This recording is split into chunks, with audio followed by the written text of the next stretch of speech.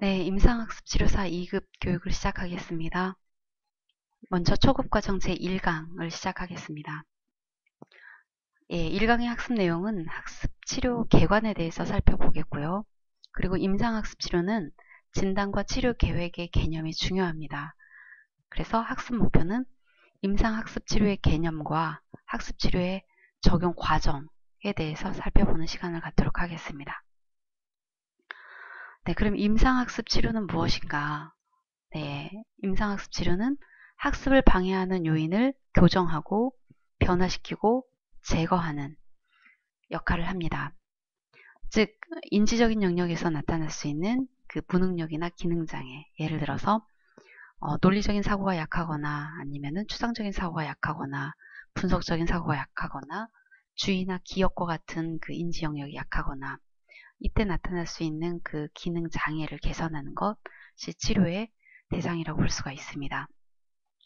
그리고 우울과 불안과 같은 그 정서 영역에서 나타나는 그 기능 장애 또는 습관 태도 등의 문제 등 방법론적인 기능 영역에서도 나타날 수 있는 무능력이나 기능 장애를 개선하는 것을 학습 치료다라고 할 수 있습니다. 네, 학습 치료는 긍정적인 학업 성취와 긍정적인 그 학업 촉진을 위한 목적으로 훈련된 사람, 즉 학습 문제를 가진 내담자와 전문적인 관계 속에서 임상은 이제 심리 평가나 진단이나 치료 계획을 주로 이제 하는 학문이죠. 그리고 상담, 뭐 가벼운 정도의 그 심리 상담이라든지, 네, 그다음에 아스퍼거나 뭐 ADHD와 같은 발달의 문제를 가지고 있는 경우, 학습 인지적인 수단에 의해서 치료하는 것을 이제 학습 치료다라고 할 수 있습니다. 자, 우리가 임상 학습 치료사다 해서 임상의 개념을 먼저 살펴보면요. 우리가 임상 장면에서는 치료라고 말을 하죠. 그리고 보더라인에서 벗어난 환자를 말하죠. 좀 더 시비얼하고 환자다라면 우리가 진단을 하게 되죠. 진단명이 붙게 되고 그리고 치료를 위해서 치료 계획이 세워져요. 자, 그러면 우리가 상담 장면에서는 상담이라 그러죠. 그리고 환자라기보다는 내담자다라고 하죠. 보더라인 범위 내에 있는 노멀한 일반적인 그 노멀한 경우가 이제 이 상담 장면에서 이제 상담을 받게 되죠. 그래서 우리가 임상 장면이다라면은 진단과 치료 계획이 중요한데, 그래서 진단과 치료 계획은 이제 먼저 검사하고 또 진단하고 또 치료 계획을 세워서 문제를 효과적으로 접근하고자 하는 일련의 절차들이 따르게 되죠. 그럼 학습 치료 장면에서도 이제 임상에서 볼 수 있는 학습 장애 또는 ADHD, 아스퍼거, 기질의 문제가 있는 그 학습자들을 말하죠. 이렇게 발달 장애를 가지고 있는 학습자들을 보게 됩니다. 그리고 이제 상담 장면에서 볼 수 있는 학습 동기의 문제가 있거나 또는 방법론이 약한 학습자들도 이제 다양하게 접할 수가 있는데요. 따라서 임상과 학습 상담 과정에서 필요한 어떤 그 훈련 또는 그 개념 이런 것들이 요구되죠. 그래서 학습 치료에서는 이제 원래 임상 장면에서 장애아들 대상으로 우리가 학습 치료를 하게 되었죠. 그래서 진단과 치료 계획을 세워서 치료가 진행이 되었던 개념이었는데 그 폭을 확대해서 학습 부진 학습자까지 포함하게 되어서 이제 마찬가지로 이제 학습 부진 즉 일반 아동 범죄에 속하죠. 보더라인 범위 내에 있는 그 일반 아동 학습자에게도 마찬가지로 이제 진단과 치료 계획을 가지고 좀 이렇게 과학적으로 체계적으로 치료 과정을 적용하고 있는 것을 이제 학습 치료다라고 하고 있습니다. 학습 치료의 대상은 이제 장애뿐만 아니라 이제 일반 학습자 범주가 이제 그 대상에 포함이 되죠. 그래서 이제 임상의 개념에서는 진단과 치료 계획이 굉장히 전략이라고 볼 수가 있습니다. 먼저 내담자가 오면은 무엇이 문제인지 그리고 어떻게 치료를 해 나갈 것인지에 대한 계획과 방향성, 전략이죠. 그리고 이제 세부적인 프로그램들이 그 뒤에 따르죠. 그래서 외부 서점 등에 보면은 전술에 해당하는 프로그램들은 많이 있습니다. 그런데 진단과 치료 계획은 치료자 개개인이 갖고 있는 전문성입니다. 그래서 이 전문성은 여러분들이 개인적으로 갖고 있어야 하는 프로그램집처럼 책으로 갖고 있는 게 아니고 여러분들이 훈련받아서 가지고 있어야 하는 부분입니다. 그래서 이제 임상학습 치료사 교육에서는 이제 진단과 치료 계획에 관련된 부분에 대해서 되게 많이 다루게 될 것입니다. 자, 그러면 학습 치료와 학습 장애, 학습 치료 대상인 부진과 학습 장애에 대해서 살펴보면요. 네, 학습 치료에서는 학습 장애와 학습 지진 또는 뭐 학습 부진화 등이 이제 학습 치료의 대상이 되는데요. 우리가 흔히 학습 부진과 학습 장애를 좀 혼동해서 사용하는 경우가 많이 있습니다. 학습 부진화는 이제 정상적인 아이인데 빈곤한 가정이나 교사의 부적절한 지도나 학습 자료의 부족 등 그러니까 환경적인 요인으로 하여금 학습에 지장을 받아서 학업 성적이 낮은 경우를 의미합니다. 그래서 이 아이들은 공부에 지장을 주었던 그 외적인 요인을 제거해서 좀 지도하면 비교적 쉽게 자신의 능력을 이제 발휘할 수가 있습니다. 근데 이제 학습 장애에는 읽기나 쓰기나 수학과 같은 어떤 특별한 부분에서 문제를 갖고 있는 아이죠. 학습 부진 아이들 같은 경우는 사실은 지능은 정상이죠. 정서 문제나 대인관계 문제나 방법론 때문에 자신이 충분하게 도달할 수 있는 범위 내에 도달할 수 없는 경우를 이제 학습 부진이라고 하는데 이런 경우는 중추신경계의 기능 이상이 없습니다. 그렇죠? 그래서 이제 정서적인 문제라든지 어떤 사회 환경적인 문제, 그러니까 가정 불화나 빈곤이라든지 결손 가정이라든지 어떤 문화적인 그 자극 결여라든지 기회 부족이라든지 부적절한 지도라든지 학교나 가정에서의 스트레스 유발 요인 등 이런 것들이 이제 아이에게 학습 부진에 영향을 줄 수가 있죠. 환경 요인에서도 잦은 결석이라든지 태만한 행동이라든지 학습 동기의 상실 이런 것들이 이제 학습 부진에 영향을 주죠. 네, 그리고 이제 학습 장애는 어떨까요? 장애는 이제 전반적인 심각한 뇌손상이 있는 경우는 아닙니다. 특정 영역에 그 학습에 어려움을 보이는 경우인데 지능은 정상이에요. 그런데 특정 영역의 미세 뇌 손상 때문에 난독증이 있거나 그러니까 읽고 쓰고 세마고를 못할 수가 있습니다. 여러분들이 잘 알고 있는 그 미국의 그 탐 크루즈는 읽기 장애죠. 그래서 그분이 대사를 외울 적에는 매니저가 대사를 읽어주면 그거를 잘 기억했다가 대사를 하는 그런 경우인데 우리가 탐 크루즈를 보면은 뭐가 좀 부족한 사람으로 보이지 않죠. 지능이 약하거나. 굉장히 지능이 정상 수준으로 아주 말짱합니다. 그런데 글씨만 못 읽는다거나 셈만 못한다거나 네, 듣기만 못한다거나 이렇게 특정 뇌 영역에 미세 뇌 기능 장애가 수반되는 경우죠. 그래서 이제 환경에 의한 학습장애다. 그거는 이제 학습장애라고 볼 수는 없습니다. 학습장애는 반드시 중추신경계의 기능상의 이상을 가지고 있어야 우리가 학습장애다라고 합니다. 네, 그래서 이제 학습장애 아이들은 실제로 기대되는 수행 능력과 실제 능력 사이에 굉장히 커다란 차이가 존재하죠. 그러니까 누가 봐도 이 아이가 초등학교 그러니까 1학년, 2학년이 되면은 글씨를 읽어야 하고 그리고 이 아이가 글씨를 못 읽을 수 있는 특별한 지적인 문제가 없어 보이는데 그쵸? 그러니까 기대되는 수행 능력은 당연히 읽을 수 있을 것처럼 보이는데 실제 능력 그러니까 아웃풋한 그 결과를 보면은 그렇지가 않거든요. 그래서 수행 능력과 실제 능력 사이에 커다란 차이가 존재해요. 그래서 주변의 부모님이나 교사나 또래들이 굉장히 좀 이렇게 부정적으로 이렇게 태도, 대하는 태도가 있을 수 있죠. 그렇기 때문에 상대적으로 대인관계가 되게 불안정할 수가 있습니다. 그리고 이제 경우에 따라서는 과잉 행동이라든지 주의 집중 장애가 동반되는 경우도 있습니다. 그래서 이렇게 되면은 짧은 집중 시간, 그리고 주변의 미세한 자극에도 과도한 반응을 보이고 참을성이 없는 현상이 나타납니다.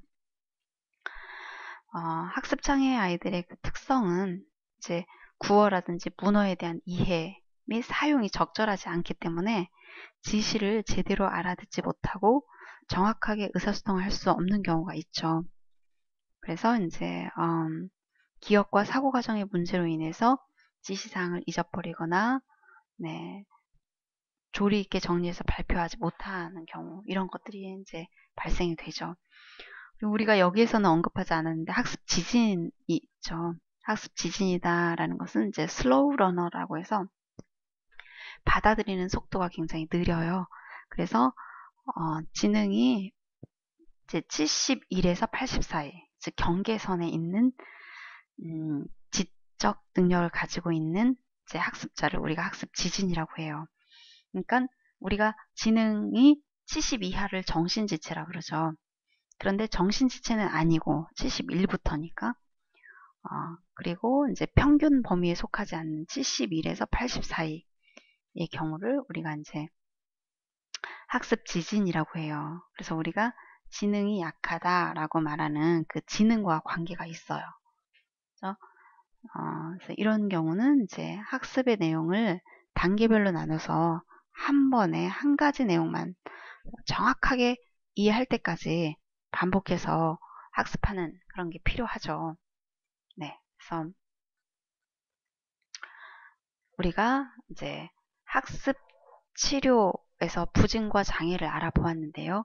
학습 치료의 대상은 이렇게 학습 장애, 학습 부진, 학습 지진이 포함이 돼요. 우리가 아까 임상의 대상이었던 학습 장애 아이들은 이제 읽기, 쓰기, 산술 장애의 문제를 가지고 있는 뇌기 등의 어떤 기술적인 장애를 가지고 있는 경우죠. 네, 학습 치료의 대상이 당연히 예전부터 되었죠. 그런데 이제 지금은 그 폭이 확대되어서 이제는 학습 부진 아이들, 일반 아이들이죠. 즉 기술적인 문제는 전혀 없어요. 다만 어떤 심리적인 또는 전략적인 또는 환경적인 또는 문화적인 어떤 충분한 지지 자극, 이런 것들의 결여로 인해서 본인이 예를 들어서 1등 할 수 있는데 현재 2등, 3등 밖에 못하고 있다. 그러니까 본인이 충분하게 할 수 있는 그 수준보다 못하고 있는 경우, 그런 경우를 우리가 학습 부진이라고 해요.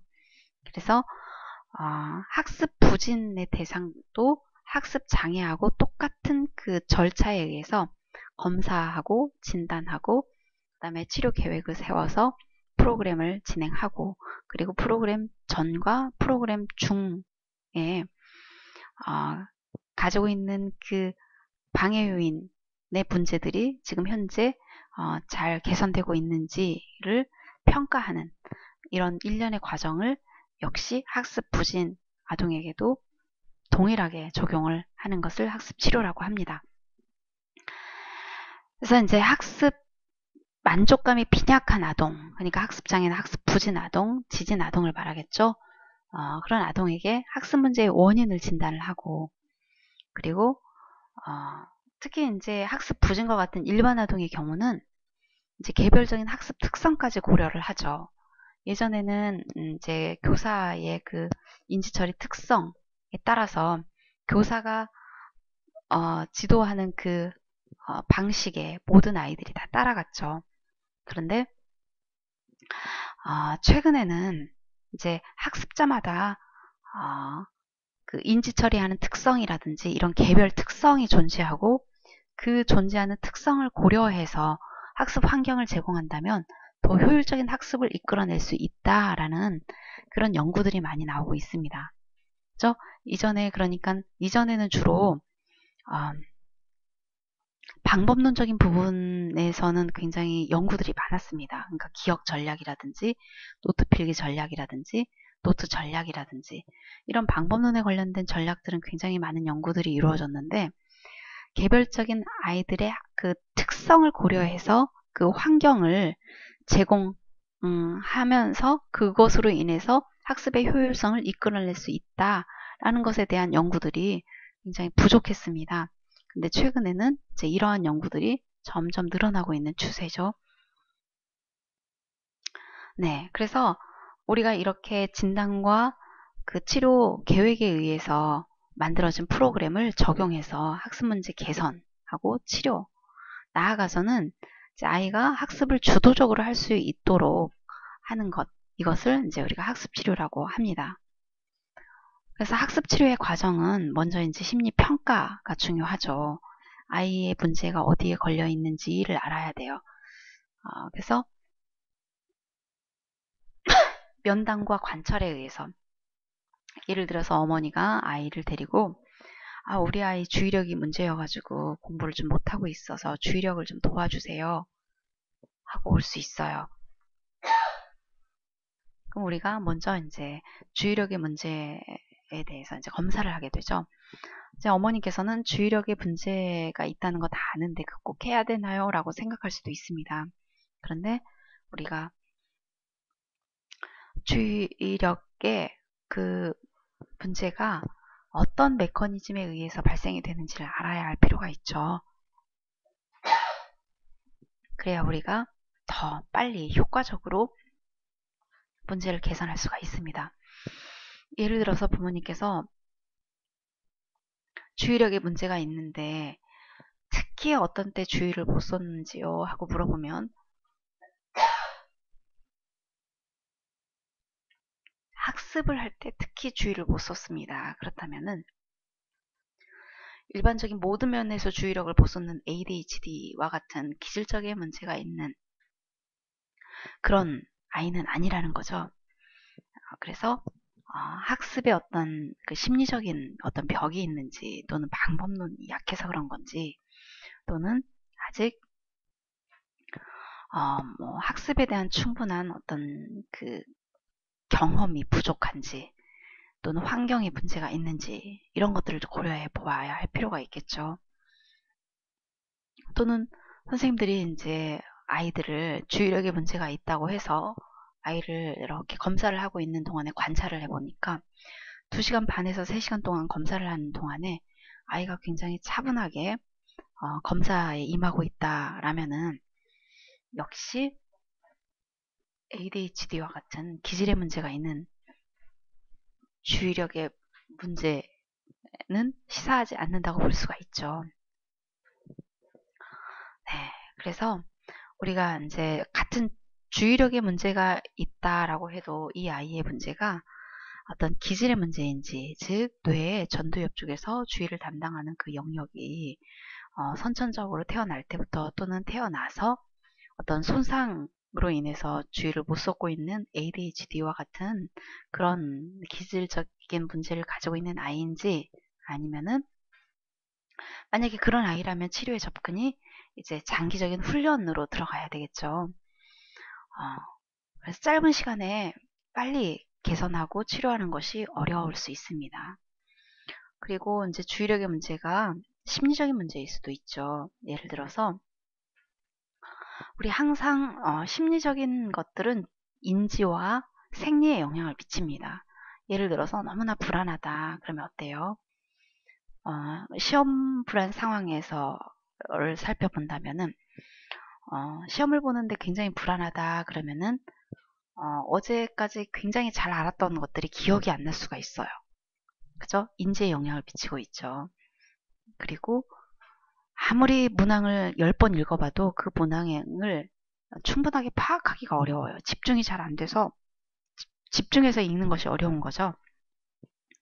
그래서 불안은 인지와 주의와 같은 그러니까 기억과 주의와 같은 인지에 영향을 미치고 또 생리적인 거에도 영향을 미치는데, 불안하면 어때요? 굉장히 떨리고 초조하고 그렇죠?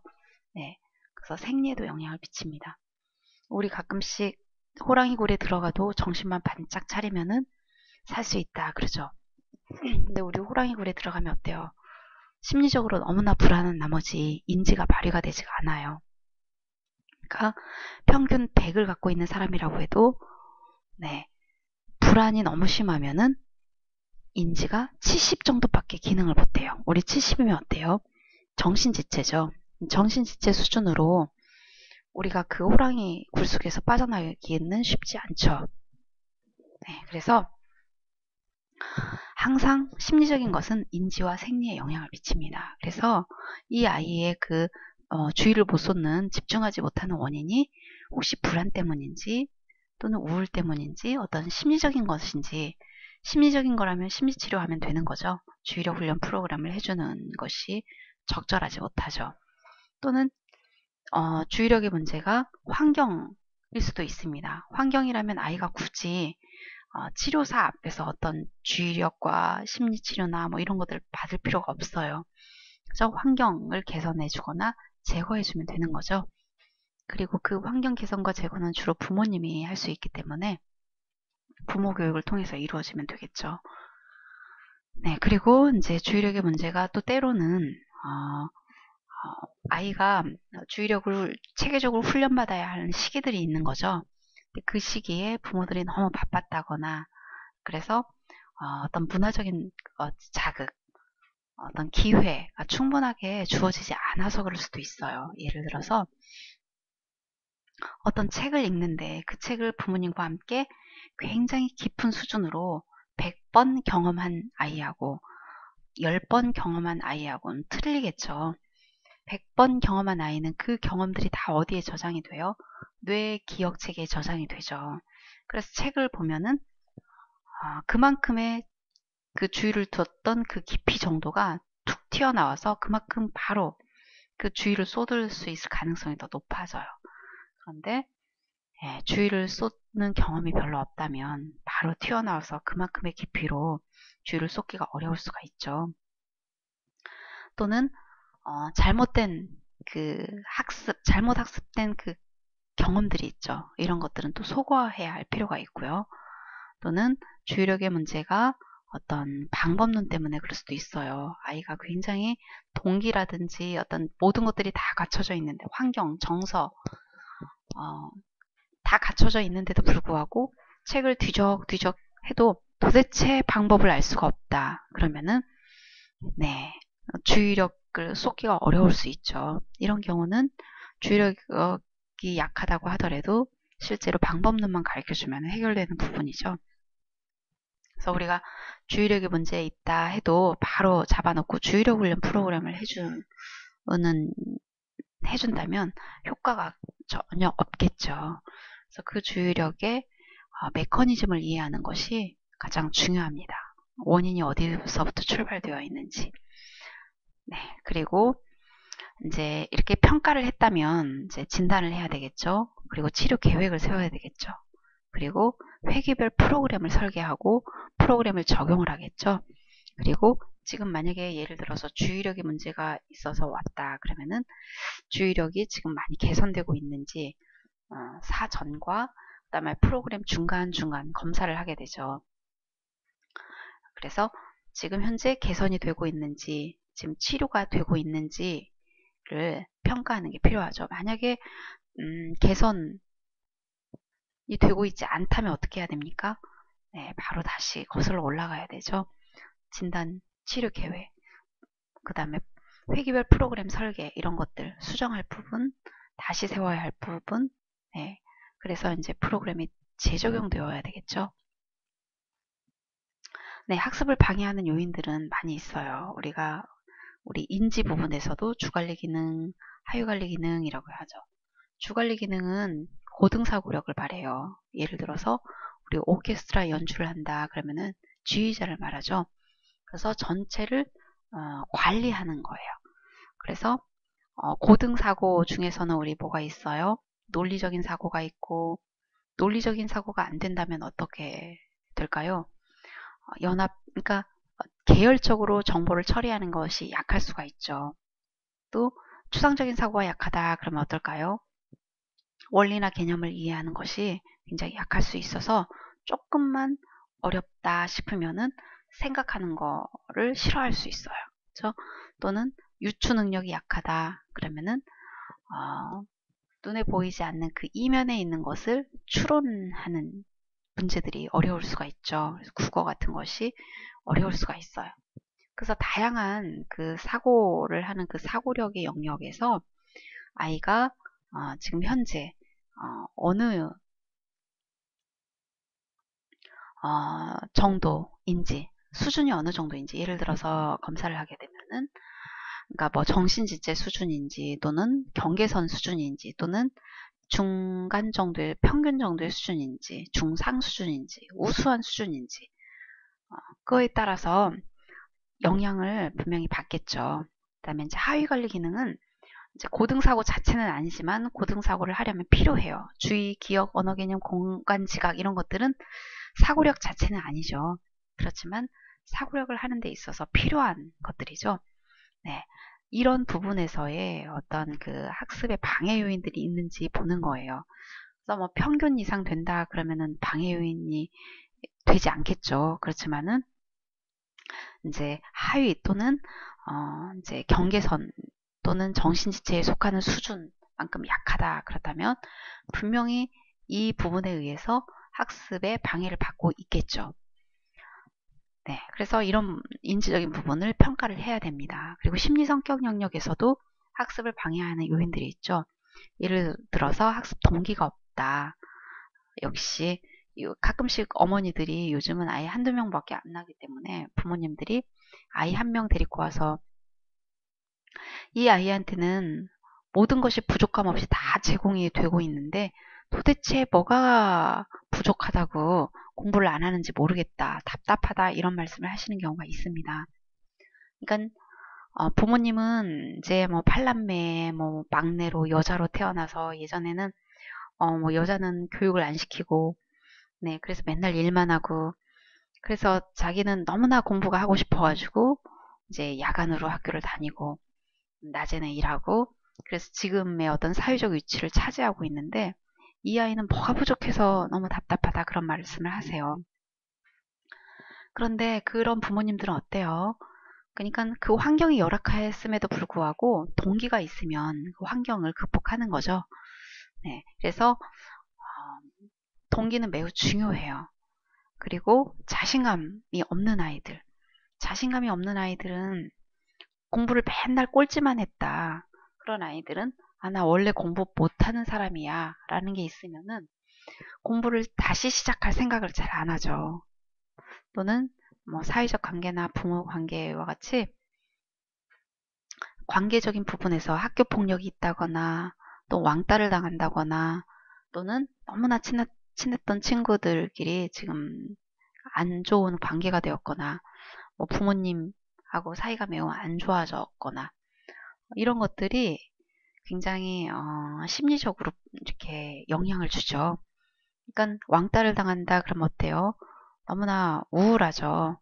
우울하면은 학습에 집중하기가 어렵죠.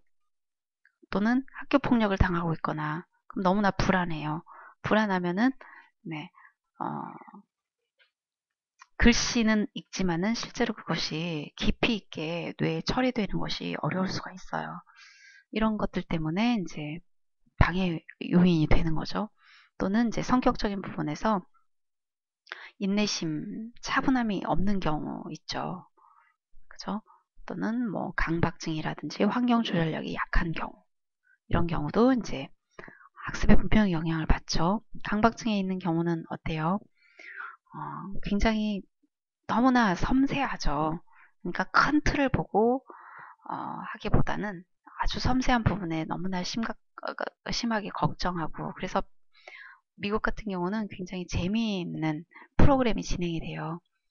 그러니까 예를 들어서 오늘은 뭐 양말 착착이 신고 오는 날, 오늘은 막 머리를 막 비침머리 하고 오는 날, 오늘은 막 잠옷 입고 오는 날.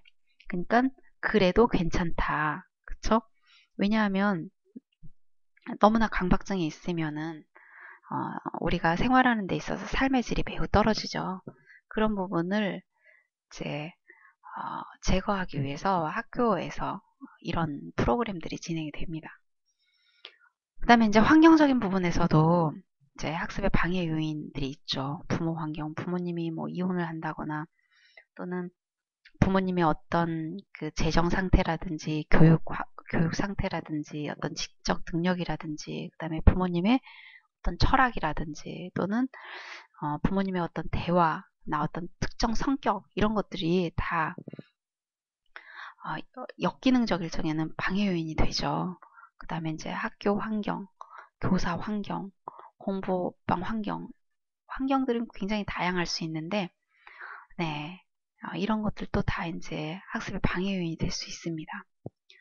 그 다음에 이제 과거 경험이나 학습, 그러니까 잘못된 학습 습관이나 태도 또는 불충분한 자극으로 인해서 아직 충분하게 경험하지 못한 어떤 영역들 이런 것들도 이제 방해 요인이 되죠.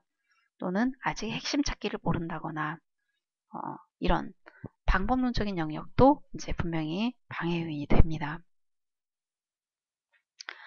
네, 학습 치료가 지향하는 바는 이제 러닝과 스터딩 중에서 스터딩이죠. 러닝은 acquire, 얻다예요. 그러니까 수동적으로 배우는 거예요. 근데 공부는 그러니까 스터딩, 연구하다죠. 이거는 수동적이기보다는 내가 주도적으로 하는 거죠. 우리 연구하다 하면 떠올릴 수 있는 분들이 누구인가요? 뭐 실험을 하는 과학자 또는 논문을 쓰는 교수님 생각나죠? 그래서 왜 이게 이렇게 되나? 네, 이렇게 연구하는 거죠. 그래서 참고 도서나 뭐 참고 자료들을 찾아보고 이게 이렇게 되는구나. 예, 스스로 이렇게 알아보고 이런 연구하는 과정, 연구하는 능력 이런 것들을 이제 키우는 거 이게 이제 학습치료의 지향점입니다. 그래서 이제 학습치료의 지향점은 연구하는 학생이다라는 것은 뭐예요? 자기주도적으로 학습을 할 수 있는 아이다라는 걸 의미하죠. 그래서 학습자가 스스로 초인지적, 그러니까 내가 어떤 전략을 가지고 어떤 심리적으로 어떤 동기를 부여하면서 어떻게 내 행동을 조절하면서 공부를 할 것인지 이런 초인지 전략을 가지고 능동적으로 참여하는 거 이거를 이제 자기주도 학습이라 그러죠. 근데 사실은 자기주도 학습이라는 말은 평생교육에서 나온 거예요. 평생교육은 이제 성인 학습이죠. 그러니까 아이들 학습이 아니에요. 성인들은 자기주도 학습을 할 수가 있어요. 다만 성인들도 공부하는 방법은 배워야지 돼요. 그 외에는 성인들은 자기주도 학습을 할 수가 있어요. 그런데 성인이 아닌 경우는 자기주도 학습하기가 사실은 어려워요. 불가능해요. 그럼에도 불구하고 자기주도 학습을 하게 만들려면은 아이마다 자기주도 학습을 하기 위해서 필요한 요소들이 있어요. 그러니까 어떤 아이들은 동기는 있는데 방법이 부족하고 어떤 아이들은 동기가 있는데 동기도 있고 방법도 있는데 주의력이 약하고 어떤 아이들은 사고력이 약하고 다 다르죠. 그래서 주의력을 쏟는 데 있어서 부족할 수 있는 부분들을 이제 체계적으로 도와줘야 할 때가 있죠. 처럼 아이들이 자기주도 학습을 하려면은 이제 아이들마다 자기주도 학습에 접근하지 못하는 요소들이 각각 다양하게 있어요. 그 부분들을 도와주면서 훈련시켜 줄 적에 자기주도 학습이라는 것을 아이들도 할 수가 있습니다. 그래서 전문가들이나 또는 부모 교육을 통해서 훈련된 부모들이 자기주도 학습을 이제 진행할 수가 있죠. 그래서 자기주도 학습을 하려면 먼저 아이가 가지고 있는 문제 또는 아이가 가지고 있는 특별한 그 개인의 특성 이런 거를 고려해야 되죠. 문제도 봐야 되고 아이가 가지고 있는 다른 아이들하고 틀린 자원들이 있죠. 이런 자원들을 두 개 다 살펴야 돼요. 그래서 문제되는 부분은 치료하면서 가야 되고 자원이 있는 부분은 그 아이한테 맞춰서 그 자원에 따른 환경을 제공해 줌으로써 효율성을 높이자는 거죠. 네, 그래서 이제 결국 학습 치료는 이제 자기주도 학습을 지향을 합니다. 네, 지금까지 이제 학습 치료의 개념, 그 다음에 과정 살펴보았죠. 그리고 이제 학습 치료의 대상에는 학습 부진, 학습 장애가 있다고 여러분들 배웠죠. 그리고 방해 요인 영역에는 이제 인지, 심리, 환경, 경험, 학습, 방법론 영역에서 개인마다 상이하게 그 방해 요인이 표출될 수 있고, 그래서 이제 일방적인 교육보다는 이제 개별적인 그 환경 제공 방식의 그 효과적인 학습에 이제 학습을 위해서 진단과 치료 계획, 방향성, 전략 세우는 것이 굉장히 중요하다는 거 배웠죠. 학습 치료의 지향점은 결국 자기주도 학습, 즉 스터딩하는 아이를 지향을 하죠. 네, 지금까지 학습 치료의 개념과 과정에 대해서 살펴보았습니다. 수고 많으셨습니다.